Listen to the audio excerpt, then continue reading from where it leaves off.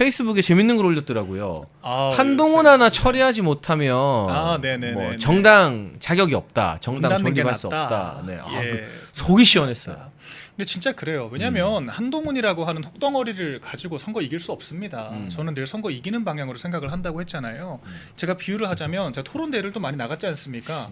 보통 토론대회는 1대1로 안 해요. 팀플레이로 2대2, 3대3으로 하거든요. 근데 비유를 하자면 좌파들에게 10분 있고 우리에게 10분 있어요. 각자 10분을 최대한 살려가지고 누가 더 토론 잘하냐, 누가 더 논리적으로 우위에 있느냐를 그 심사하는 사람들에게 어필을 하는 게 토론이잖아요. 그렇죠. 근데 상대방은 똘똘 뭉쳐가지고 10분 내내 우리 막 공격만 하고 반박을 하는데 내가 막 열심히 싸우는데 갑자기 옆에 있는 이 한동훈 패거리들이 갑자기 저한테 지적질을 하면서 야 쟤네 말이 들어보니까 맞네, 네가 사과해, 지금 그러고 있는 거예요. 네가 주장하는 거 하나도 말도 안 맞네, 앞뒤도 안 맞고, 그러니까 뭐 디올백 어쩌고 뭐 어쩌고 그런 네거티브까지 하면서 막 욕하고 있는 상황이에요. 이기겠습니까? 저쪽은 10분 자기들이 오로지 쓰는데 우리는 나 5분 쓰고 우리 팀 5분은 내부 총질만 하는데 이렇게 되면 절대 못 이기는 거예요. 선거도 마찬가지입니다. 아니 좌파들은 자기네들 좀 흠이 있더라도 야 그런 거 문제도 안 돼, 그럼 자기네들끼리 덮고 가는데 우리는 뭐만 하면은 뭐 이종섭이 어쩌고 황상무가 어쩌고 그런 식으로 막 자기네들끼리 네가 고해성사해야 선거 이긴다고 막 그렇게 다그치니까 우리 어떤 이 제한된 시간을 쓸데없이 낭비를 하잖아요. 그러니까 지금도 한동훈 이렇게 방송 나오면은 쓸데없는 얘기만 하지 않습니까? 지금 당이 얼마나 강조할 사건들이 많아요. 지금 공직사회 죽음의 그림자가 드리워가지고 온갖 사람들이 지금 극단적인 선택하고 지금 사망 사건 벌어지는데 이런 거 분향소 설치하고 우리가 강조해도 모자랄 시간에 한동훈 방송 나가가지고 뭐 자기네 특검이 어쩌고 한풀이나 하고 앉아 있고 그러니까 아무 관심이 없어. 그 한동훈이 피의자로 뭐 이게 그 특검에 소환되건 말건 피의자 적시가 되건 말건 이제 국민들의 관심은 만약에 잘못한 게 있어서 법적 책임을 지게 되면 영장 실질 심사를 받거나 할 때 이걸 벗고 들어가느냐 마느냐 정도가 국민의 관심사지. 한동훈이 피의자 됐다, 특검이 오라 한다, 이거 자체에 대해서 그러니까 냉정하게 그냥 관심 자체가 없어요. 당내에서도 그렇고. 근데 그 우리가 활용해야 될 공간을 쓸데없이 이용을 하고, 그러니까 심지어는 이것을 찬물을 끼얹잖아요. 저는 어제 박정아 의원한테 정말 실망을 한 게 김현지에 대해서 MBC 나가가지고 제보도 없고 괜히 불렀다가 역풍 맞을 수 있다, 제대로 추궁 못하면 이런 얘기를 하더라고요. 박정아 의원 어쩌다 그렇게 됐죠? 원래 그런 사람이 아니었는데. 너무 놀랍더라고요. 그래서 아니 근데 같은 친 한동훈계 의원인 그 박정훈 의원도 어제 그 판결문 가져와가지고 이렇게 폭로를 하고 같이 우리랑 한 나름 뭔가 싸우려고 하는데 아니 같은 친한동훈계 내에서도 이렇게 불협화음이 있는 거예요. 아니 그리고 사실 불협화음도 아니고 이렇게 하면 안 되죠. 그러니까 MBC 나가가지고 지금 그 놀이개 역할한 거 아닙니까? 국민의힘 내에서도 김현지 역풍 얘기. 왜 이렇게 김 빠진 이야기를 하는 거야? 그러니까 이러니까 제가 진다는 거예요. 2대2 토론하는데 한쪽에서 계속 그렇게 찬물만 끼얹는데 어떻게 이깁니까? 그러니까 총선 때 그래서 진 거고, 그래서 한동훈 빨리 정리를 못하면 일단 이 당은 상벌책이 없는 조직은 성공할 수 없어요. 그러니까 이 당의 해당 행위를 하나 헌신을 하나 똑같이 그냥 통합한다고 대충 그냥 얼렁뚱땅 뭉쳐가지고 공천 주고 오히려 열심히 일했던 사람들 그러니까 한 번만 흠집 나고 사고 내면은 바로 쫓아내버리고 이러면 누가 당을 위해 헌신을 합니까? 그러니까 상벌책이 없기 때문에 이건 한동훈 개인에 대한 그런 뭐 미움 이런 걸 떠나서 당의 기강을 잡는 문제라고 저는 생각을 하고, 우리 당의 이 문제는 우리 당이 해결해야죠. 우리 당에서 뭐가 문제가 생겼으면 우리 뒤는 우리가 닦아야 되는 거예요. 그거를 이제 뭐 특검이 해결해주고 민주당이 해결해주고 저는 그런 식으로 하면 이 당의 기강이 바로 설 수 없다라고 생각을 합니다. 근데 저는 무슨 이야기를 방송에서 했냐면 박민영 대변인이 공식적인 현직 대변인으로서 그렇게 센 이야기를 했음에도 지도부에서 제재가 들어오거나 그러지 않잖아요. 한마디도 안 들었습니다. 그러니까 그것 자체는 지금 국감 중이기 때문에 지도부는 일단 대여 투쟁에 올인하자는 속도 조절의 차이만 있을 뿐 한동훈을 징계하고 덜어내겠다는 데는 명확한 공감대가 있다는 뜻이에요. 그럼요. 그렇지 않으면 어마어마한 외압이 들어오거나 뭐 경고나 주의가 들어오거나 심지어는 대변인에서 물러나는 일들이 이제까지는 비일비재했었던 거잖아요. 그러니까 이 야생마를 그냥 풀어놓는 것 자체가 그래 너 먼저 뛰어가, 우리는 그 대여 투쟁하고 국감이라는 건 여러분 1년에 딱 한 번 야당이 정부를 마음껏 견제할 수 있는 최고의 기회이기 때문에 요거 지나고 한 스텝 한 스텝씩 그 야생마가 뛰어간 방향으로 우리도 갈 거야 라는 가장 명확한 사인이라고 저는 봐요. 그래서 저희가 저는 이제 진지하게 한동훈 하나 정리 못하는 정도의 이런 취약한 펀더멘탈을 가진, 그러니까 이런 질서나 규범이라는 개념 자체가 없는 당이면은 제가 더 있어봤자 저는 역할할 게 없다고 봐요. 그럼요. 그 정도 정리를 할 줄 알아야 이 당을 되살리고자 하는 희망이라도 갖는 거죠. 그러니까 제가 취재한 바로는 국민의힘 내부에서 국정감사 이후에 가능한 빨리 한동훈 문제를 매듭짓겠다는 공감대가 있다고 합니다. 네. 근데 이제 국정감사가 제가 설명드린 것처럼 중요한 시기죠. 정말. 1년 내내 야당이 정부를 견제하는 뉴스들이 헤드라인을 도배하는 거의 유일한 시기거든요. 그렇죠. 한 요 2주 정도가. 네. 그리고 지금 국정감사 때 민주당이 추미애 필두로 뭐 이 조희대 대법원장 모욕 주기하고 맞아요. 오늘도 저희가 제보를 많이 받았는데 대법원 쳐들어가서 난장판 치기고 오고 그쵸. 뭐 자기들끼리 낄낄거리고 예. 막 그런 일들이 워낙 많으니 김현지 문제도 있고요.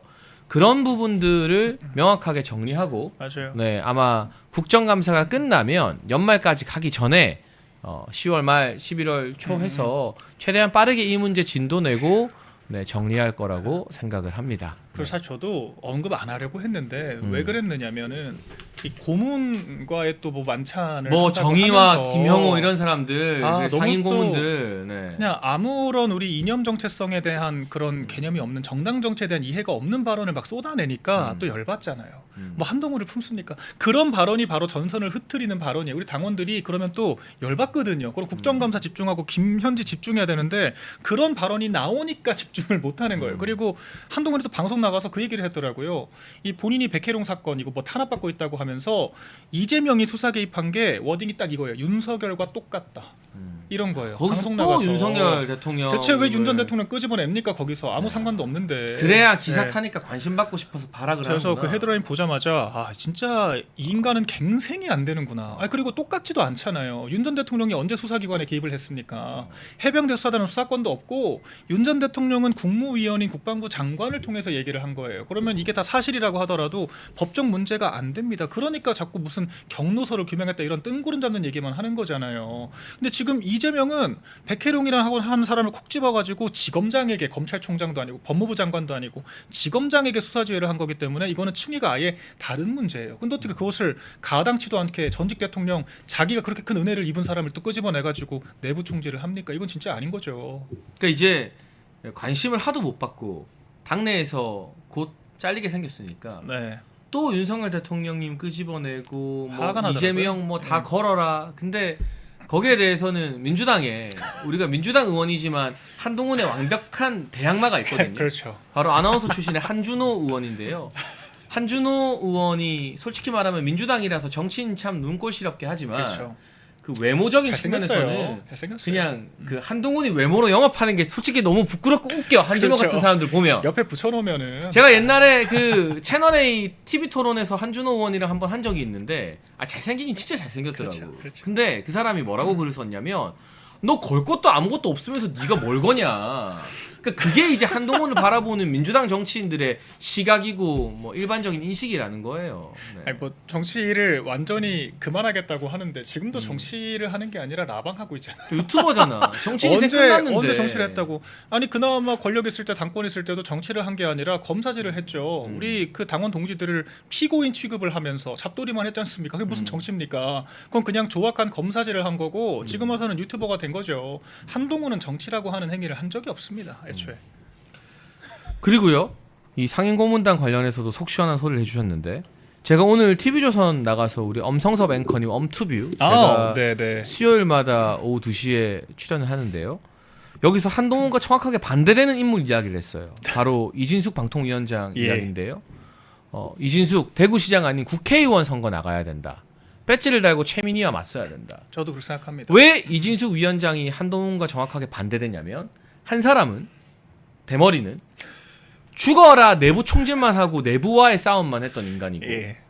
이진숙 위원장은 그 모든 관심을 받는 게 맞아요. 민주당과 싸우는 맞아요. 좌파와 싸우는 일이었어요. 예, 맞습니다. 그러니까 정확하게 180도 대척점에 있는 거고요. 네. 그리고 한동훈이 뭐 이렇게 가발 뒤집어 쓰고 어깨뽕 차고 키높이 구두하면서 외모에 신경 쓰면서 무슨 트로트 가수처럼 영업할 때 네. 이진숙 위원장은 그게 아니라 그렇죠. 정말 수갑찬 모습. 맞아요. 어떻게 보면은 치욕적일 수도 있지만 이재명 정부의 독재를 그대로 보여주는 그 모습 하나로 대권 주자가 된 거거든요. 맞습니다. 그래서 이 정확한 대척점에 있는 이진숙 위원장이 대구시장도 좋지만 그러면 정치 이야기를 못 하거든요. 네.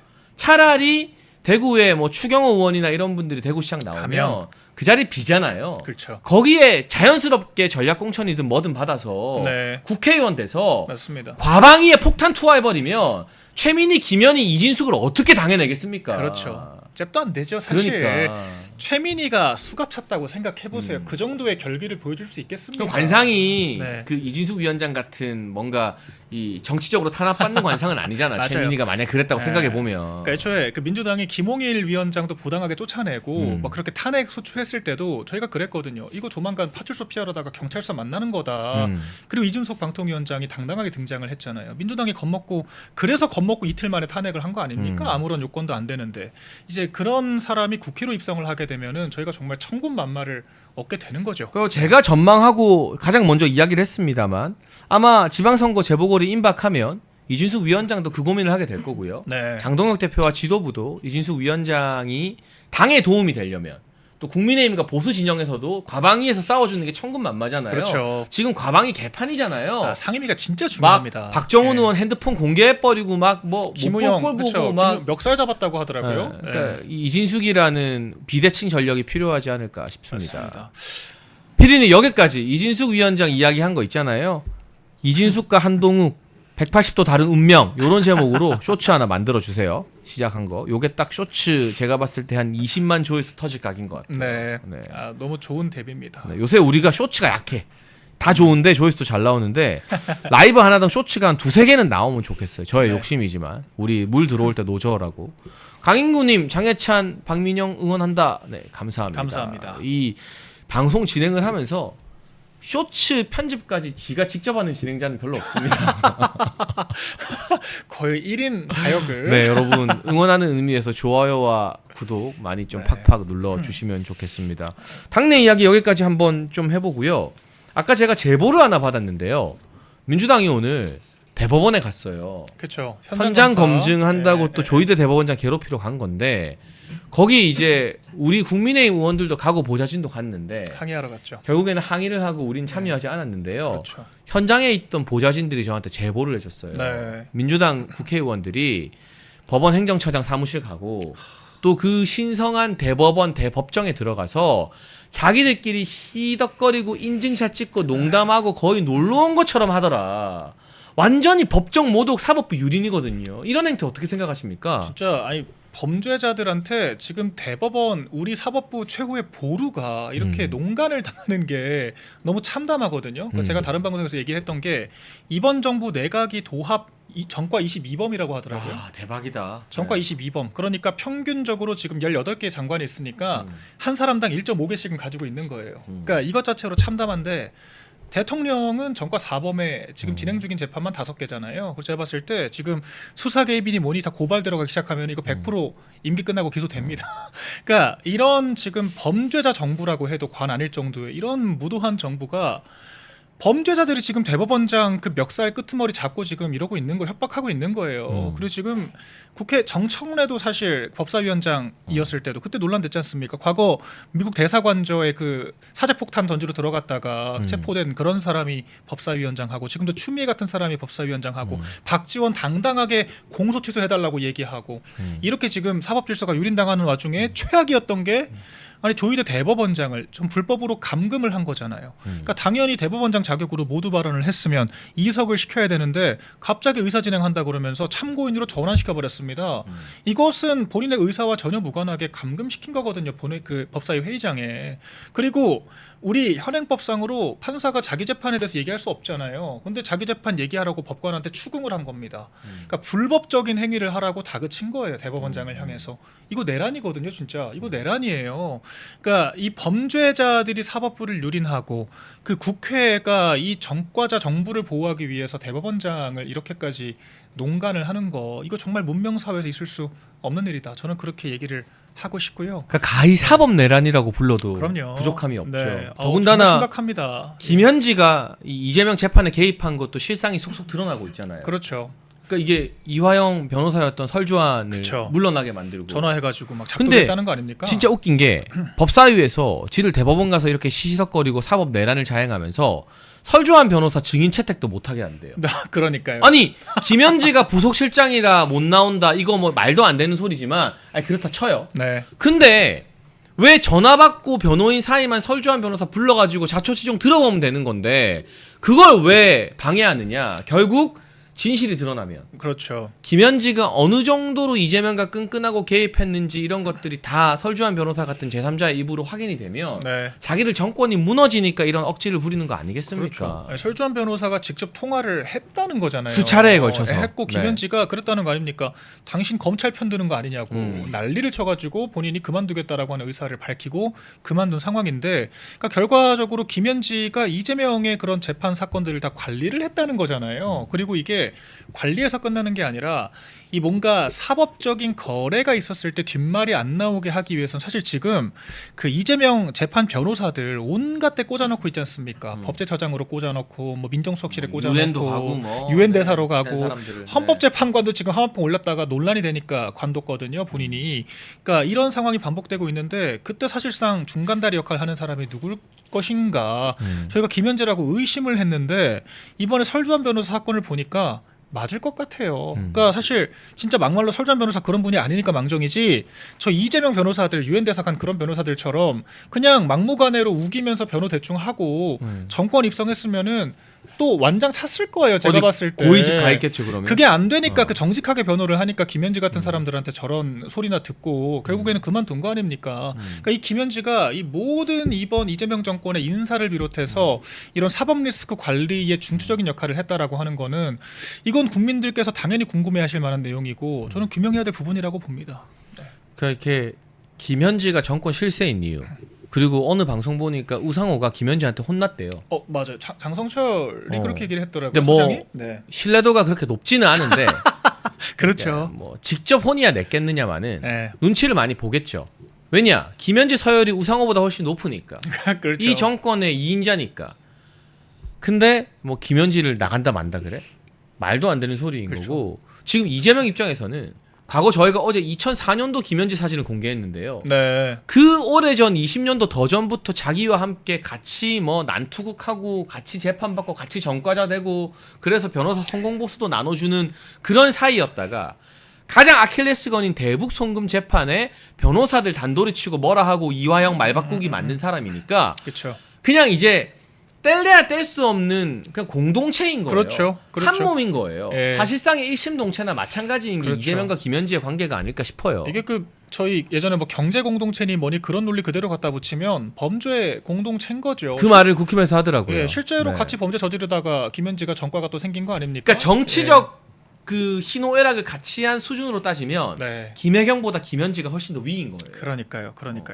그래서 근데 박정훈 의원이 그래서 그 판결문의 일부를 발췌해가지고 기자회견을 한 거예요. 근데 판결문이라고 하는 것은 법정에서 그 증거가 사실로 인정이 됐다는 거잖아요. 그러니까 그게 종북주사파 경기동부연합이랑 관계 그러니까요. 있다는 거 국민의힘이 문장을 쓴 게 아니라 판사들이 선거법 재판하면서 그렇게 쓴 거예요. 인용을 한 거예요. 그럼 난리를 칠 거면 판사한테 가서 난리를 치든가. 그렇죠. 경기동부연합이 완전히 간첩 단체 아닙니까? 그러니까, 사실상 네. 그 통진당 그 내란 공모할 때 그때 있었던 집단이잖아요. 그래가지고 결과적으로 그 끈끈한 관계였다라고 하는 거는 본인들도 부정도 안 하더라고요. 근데 지금 또 친명계 집단 하나가 박정훈 의원 고발한다고 나섰습니다. 그럼 뭘로 고발을 한다는 거냐? 사실적시 명예훼손이냐? 이게 이해가 안 된다는 거고 지금 민주당의 이 애지중지 현지 감싸기가 도를 넘었다. 그리고 사실 오늘 장도혁 대표가 또 날카롭게 지적을 했어요. 오늘 윤 전 대통령을 또 체포영장 집행하겠다고 난리를 쳤잖아요. 특검이. 이게 결과적으로 김현지 가지고 지금 국감장이 아수라장이 되니까 덮겠다고 나선 거 아니냐. 근데 장동혁 대표가 네. 촉이 있어요. 그렇죠. 어제 특검이 뭔가 사고 칠 거다. 느낌이 온다. 지금 그랬잖아요. 특검이 뭐 양평군 공무원 우리 면장님 돌아가신 거 그 이후로도 계속 사고를 치고 있는데 결국 그 과방위에서 김우영이 박정훈 의원 전화번호 까고 난리 친 것도 김현지 때문이고 그렇죠. 뭔가 현지 덮으려고 난리를 치지 않겠느냐 했는데 마침 뜬금없이 또 윤석열 대통령님에 대한 강제 구인 시도를 했어요. 그렇죠. 그러니까 강제 구인 시도하고 그 문자 그것도 뭐 한 달 된 거라고 하더라고요. 최근 일도 아니고 그 심지어는 박정훈 의원이 멱살을 잡혔다는 거예요. 그리고 네. 김우영이 지가 욕한 문자는 또 뺐어. 뺐대요. 그러니까 이 땡땡이야 하면서 이렇게 윽박을 지른 그 부분을 쏙 빼놓고 해가지고 지금 그 개딸들 문자 테러 때문에 전화기가 지금 뭐 작동을 안 할 지경이다라고 하고 고발도 하겠다라고 하고 이런 식으로 특검 사고치고 결과적으로 가르친 게 하나다. 김현지 지키기 이야기밖에 더 되냐. 그러니까 사실 조희대 대법원장으로 조금 묻으려고 했던 것 같은데 조희대 대법원장을 거의 뭐 강제 불법 구금을 하다시피 해서 그 난리를 쳤는데도 이 구글 트렌드 트래픽을 비교해 보니까 그럼에도 불구하고 김현지에 대한 관심도가 2배가 넘었다는 겁니다. 그러니까 국감장 나오지도 않은 김현지. 그러니까 이게 아마 지금 정부 여당도 감당이 안 되는 지경까지 간 것 같습니다. 지금 방금 전에 제가 익명의 제보자로부터 연락을 받았는데요. 대법원에서 민주당이 시시덕거리는 사진 네. 공개해도 될 것 같다고 합니다. PD님 그 사진 한번 띄워주시면 얘네가 기자들 앞에서만 심각한 척 개딸들한테 보여주려고 그렇죠. 대법원 가서 난리치는 척을 하지만 실제로는 그 대법관들이 아는 자리에 올라가서 견학간 초등학생들 웃고 마냥. 떠들고 인증샷 찍고 사진 한번 보실까요? 진짜 가관입니다, 가관. 네. 그러니까 저게 민주당과 개딸들. 그러니까 오늘 대법원 간 것도 사실은 조희대 대법원장 압박 플러스 어떻게든 현지 이슈를 덮겠다는 거거든요. 네. 저 전현이 저거 빵긋 웃고 있는 거 보세요. 아이고, 네. 참담합니다. 아우 전현이 진짜. 네. 네, 여러분 이건 제가 발음이 센 겁니다. 이름 말하는 겁니다. 전현이 진짜 저 대법정에서 웃고 있는 게 서울시장 한번 나가보겠다고. 뭐 후보도 안 되겠지만 저러고 있는 거예요. 저러고. 이게 진짜 입법 농단이에요. 사법부에 대한 저 자리가 대법관들이 전원 합의체 발표하는 그 대법정이거든요. 맞아요. 저 신성한 자리에 올라가가지고 저러고 시시덕거리고 관광하고 있는 게 말이 됩니까? 지금 저자들이 하는 행위를 저희가 비교를 해보자면 헌법재판소에서 지금 탄핵 결정을 했잖아요. 저희가 그거 항의하는 차원에서 헌법재판소 쳐들어가서 그 헌법재판관들 앉아있는 자리에 저러고 웃고 떠들면서 사진 찍고 온 거거든요. 그럼 민주당이 저희한테 뭐라고 하겠습니까? 그러니까 헌법재판소를 유린했다. 이건 뭐 사실상 내란이다. 그 난리를 칠 거 아닙니까? 근데 지금 본인들이 아니 피고인 이재명 사건에 대해서 대법관들이 전원합의체로 합의를 한 게 판결을 한 게 대체 뭐가 문제라고 이렇게까지 막장극을 펼치느냐 의구심이 되는 거고 지금 뭐 진짜 체험학습관 초등학생들 같아요. 왜 저런 행동들을 하냐. 결과적으로 언론인들 앞에서만 퍼포먼스 하고 저것도 지금 그 언론인들 사라지고 나니까 서로 이렇게 유치하게 놀고 있다라고 하는 거 아니겠습니까?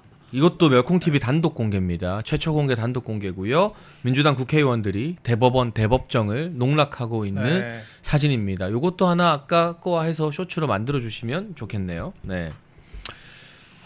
멸콩TV니까 여러분 이런 익명의 제보가 쏟아지고 네. 국회에서 참담합니다. 네. 예. 하는데 이게 참 보니까 기분이 역하네요. 그렇죠. 네. 이 대법정이라는 것은 대한민국 사법 체계 최후의 보루라고 할 수 있는데 그렇죠. 저기서 전현희가 저렇게 시시덕거리고 웃고 있고 관광하고 네. 이렇게 이 대법정이 유린당할 수 있다는 게 네. 아니, 저희가 캄보디아나 북한 욕할 게 아니에요. 그러니까 이렇게 전과자들이 선출직이라고 꺼드럭거리면서 자기네들에 대한 판결을 해왔던 그런 법관들을 이렇게 유린하고 위헌적으로 이렇게 대법원에 대해서 이런 식으로 농락을 하는 것 자체가 저는 다른 나라에서 문명국가에서 본 적이 없거든요. 이런 거를. 그러니까 지금 참 진짜 우리나라가 이 바닥 밑에 지하가 있다라고 하는 거를 잘 보여주고 있다. 그렇게 생각이 됩니다. 오늘 썸네일 나왔네요, 피디님. 네. 단독 공개 전현희 대법원 농락 사진 이렇게 하면 되겠네요. 네. 예. 오늘 멸콩TV 썸네일 나왔습니다. 여러분 어디서도 못 보는 국회의원들과 보좌진들의 익명 제보가 가장 먼저 쏟아지는 멸콩TV 보시면서 구독과 좋아요 많이 눌러주시면 좋겠습니다. 저희가 이제 그 이재명의 역대급 자살골 사실은 원래는 이걸 오늘 썸네일로 할까 했는데 부동산 대책이 나왔거든요. 난리가 났죠. 지금. 그 이야기를 하기 전에 잠깐만 알리는 말씀 할 테니까 보시면서 좋아요와 구독 눌러주시고요. 여러분 1961년 1인당 국민소득 80달러 지구상에서 가장 가난했던 대한민국을 경제대국으로 만든 구국의 지도자 박정희 대통령님, 국민이 잘 살고 잘 먹는 나라를 만들겠다는 일념으로 박정희 대통령께서 직접 집필한 전집 6권을 저희 멸콩TV가 새롭게 편집을 했습니다. 환신바이오 창립 8주년 기념으로요. 환신골드 한 세트 구매하는 고객께 이 6권이 있는 전집 한 세트를 특별 증정합니다. 아래 번호로 전화 주시고 건강도 챙기시고 박정희 대통령님 전집도 좋은 기회에 받으시면 좋겠습니다.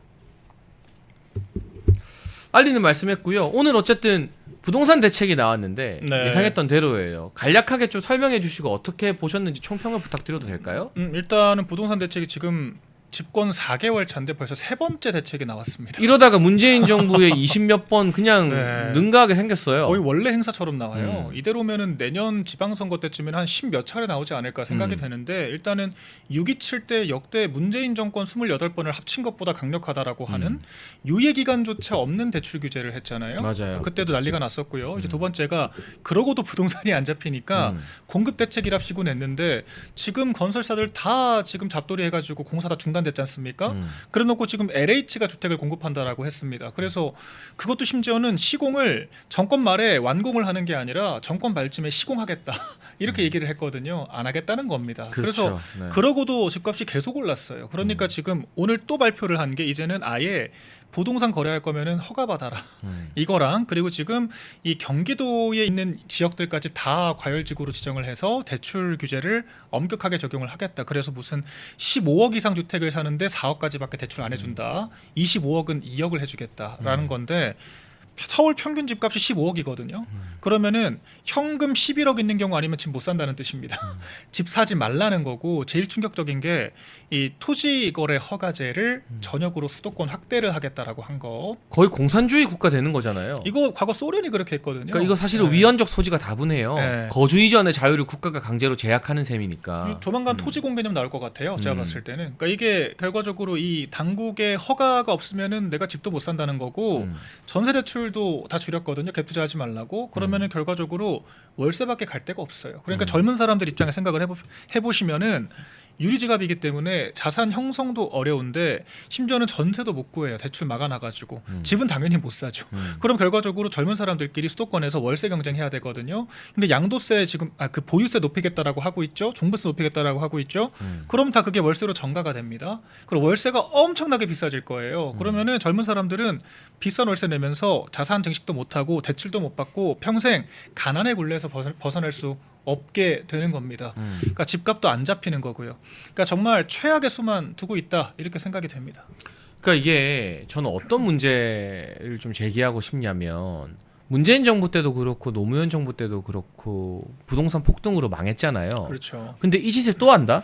학습이 안 돼요. 그러니까 저는 무능일까 싶다가도 의도일 수도 있겠다. 그러니까요. 이게 문재인 정부와 노무현 정부에서 부동산 폭등 야기시킨 김수현 정책실장 책에 이런 내용이 나와요. 우리 국민들이 집을 사면 보수적으로 변한다. 그렇죠. 그러니까 이 악랄한 것들은 알면서도 집값을 올리고 거래를 막아서 전월세 평생 살면서 민주당 찍어라. 그렇죠. 너네 이 개돼지들이 가난에 쩔어서 가분개들이 배급이나 어디 받아라. 감히 서울에 아파트 살 생각을 해. 사다리를 치고 너네 계속 경기도에서 출퇴근하고 뉴스공장이나 들으면서 출퇴근해. 뭐 출퇴근 시간 1시간 반 걸려도 김어준 방송 들으면 되잖아. 그렇죠. 어디 너네가 집 사서 아파트 생기면 집값 올리려고 하고 보수화되고 국민의힘 찍을 거 아니야? 이런 의도가 있는 게 아닐까. 그렇죠. 그러니까 딱 김어준 유공 들으면서 아침에 2시간씩 출퇴근하면서 그리고 배급이나 받으면서 그걸로 그냥 밥이나 사 먹어라. 아니 이게 모르고 한다는 게 이해가 이거죠. 안 돼요. 그러니까 예. 노무현 정부의 실패를 문재인 정부에서 또 실패한 것까지는 아이고 했던 짓 또 하네. 근데 그쵸. 그 짓을 또 한다? 저는 이쯤 되면 이제 의도가 있는 것 같아. 일부러인 것 같아 정말. 그러니까 지금 보유세, 종부세 늘리게 되면은요, 집 있는 사람들도 못 버틸 수가 있거든요. 그럼 그냥 다 무주택자 되는 거예요. 반대로 현금 부자들만 집 많이 가지게 되는 거거든요. 그리고 왕서방들이 집 사게 되는 거거든요, 중국에. 그 말을 하고 싶은 게 여러분 부모님한테 도움 못 받아도 공부 열심히 하고 좋은 학교 가고 좋은 회사 가서 대기업 취직하거나 사업체 잘 되거나 뭐 의사, 변호사 전문직인 사람들이 대출 받아서 집 사서 상류층이 되고 하는 게 건강한 사회인 겁니다. 그렇죠. 근데 지금의 이 제도로는 학교 다닐 때 공부 잘하고 아무리 고소득층이고 다 의미 없어. 현금이 있어야 되기 때문에 네, 부모님한테 10몇 억 이상 물려받을 수 있는 사람 아니면 서울에 집을 못 사요. 그렇죠. 그러면 고소득 전문직들의 계층 이동의 사다리가 다 끊겨버리는 거예요. 그렇죠. 그러면 부익부 빈익빈이 더 고착화되는 거예요. 그렇죠. 그러니까 다 같이 코인 주식해가지고 살아남는 1%만 집 사는 거고 나머지는 그냥 불나방 돼서 사라지는 겁니다. 그런 사회가 되는 거예요. 안 그러면 평생 그냥 월급이나 받으면서 그냥 배급이나 받으면서 월세 노예나 하고 근데 그 월세도 우리나라 그 세입 그 우리나라한테 빌려주고 하면 다행인데 지금 왕서방이 집 산다는 거 아닙니까? 타워팰리스에 왕서방한테 새 들어간다는 거잖아. 120억짜리 그냥 현금으로 턱턱 내면서 집 산다는 거 아니에요. 우리나라 대출 규제 적용을 안 받거든요. 그냥 중국 금융회사에서 대출 받아오면 되는 거고 그리고 중국인들은 아마 지금 신고제로 돼 있어요. 허가제가 아닙니다. 그렇기 때문에 집 산 거에 대해서 우리나라 당국의 허락을 필요로 하지 않아요. 실거주 의무도 발생하지 않습니다. 오직 우리나라 국민들만 대출 규제 받고 실거주 의무 발생하고 우리나라 국민들만 지금 허가제 하라고 하는 거거든요. 근데 지금 보니까 5일 유예 기간 줬더라고요. 앞으로 5일 동안 집 사는 사람들은 허가 안 받아도 돼. 선심 쓰듯이. 그러니까 지금 마지막 그 생존 기일 지정해 준 거예요. 5일 뒤부터는 국가 허락 없이는 집도 못 산다. 이런 상황입니다 지금. 그러니까 저는 받으면서. 네. 이 태생적으로 이 좌파 정부, 진보 정부를 증오할 수밖에 없는 게 네. 저는 저희 부모님을 너무나 존경하지만 뭔가를 물려받지는 못해요. 물려받은 적도 없고 네. 뭐 공부시켜 주셨으니까 너무 감사한 거죠. 근데 저는 대학도 이제 할머니 할아버지 도움으로 공부를 했었고 네. 근데 저같이 부모님한테 도움 못 받지만 열심히 사는 사람들은 이 좌파 정부, 진보 정부에서는 대출 받고 갚을 능력이 충분한데도 집을 못 사. 그렇죠. 그리고 집값이 천정부지로 10억, 20억 되는 걸 그럼 넉넉히 바라만 봐야 돼. 그렇죠.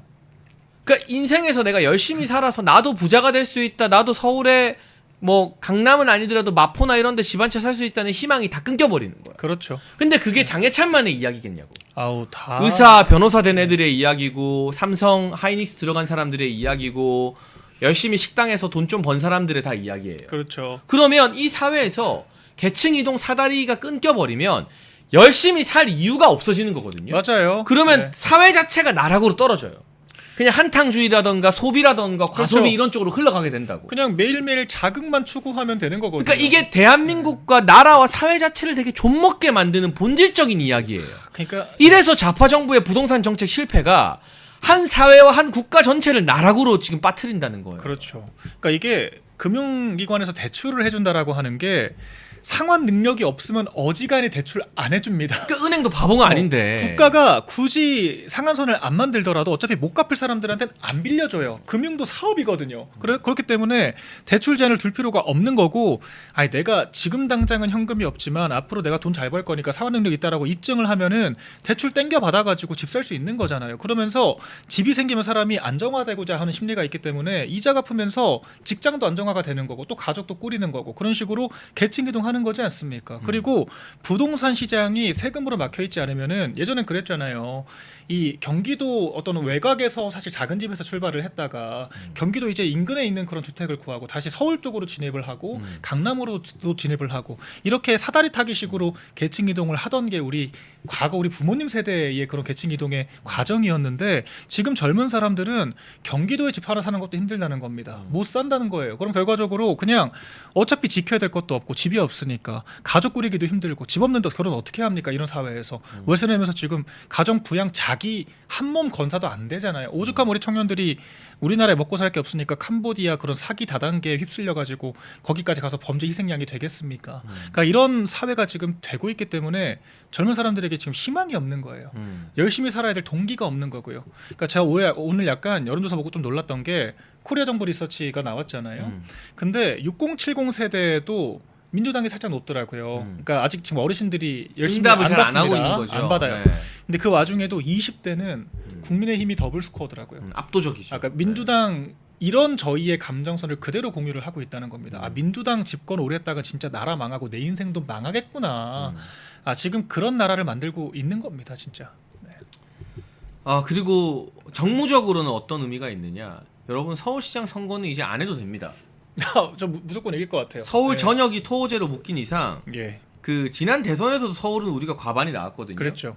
우리 후보가 누가 되든 간에 저기는 박주민, 서영교, 전현희가 강력한 후보입니다. 그렇죠. 김민석이 이제 당대표 나오겠다고 서울시장을 안 예. 나오기도 했기 때문에 그러면 오세훈, 나경원 두 사람 다 오늘의 발표를 보고 여러분 1961년 1인당 국민소득 $80 지구상에서 가장 가난했던 대한민국을 경제 대국으로 만든 구국의 지도자 박정희 대통령님, 국민이 잘 살고 잘 먹는 나라를 만들겠다는 일념으로 박정희 대통령께서 직접 집필한 전집 6권을 저희 멸콩TV가 새롭게 편집을 했습니다.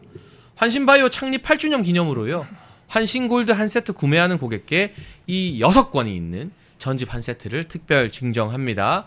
아래 번호로 전화 주시고 건강도 챙기시고 박정희 대통령님 전집도 좋은 기회에 받으시면 좋겠습니다.